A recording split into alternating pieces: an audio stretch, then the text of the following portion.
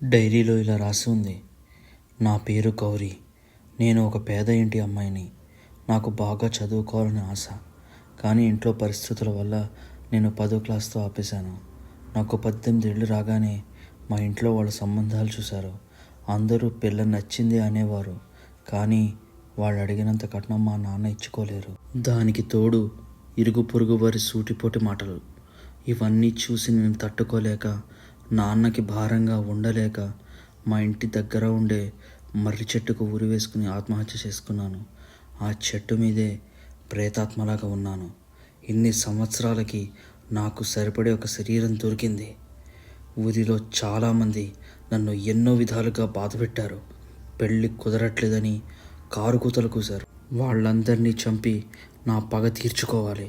నా గురించి మాట్లాడిన వాళ్ళని వాళ్ళంతటా వాళ్లే చచ్చేలా చేశాను. ఒకడిని ఉరివేసి చంపాను. ఇంకొకడితో బలవంతంగా పురుగుల మందు తాగేలా చేశాను. ఇంకా మిగిలినవాడు ఈ సుగుణ తాతే. నా గురించి తప్పుడు మాటలు మాట్లాడేవాడు. హేళనగా నవ్వేవాడు. ఆడవాళ్ళని చులకనగా చూసేవాడు.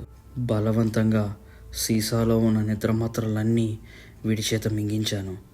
దెబ్బకి 15 గంటలో చచ్చాడు ముసలోడు. నాకు శాంతి లభించింది. ఇక ఈ సుగుణ శరీరంతో నాకు పని లేదు. మా కంటెంట్ మీకు నచ్చినట్టయితే please like, share and subscribe to our channel. Thank you.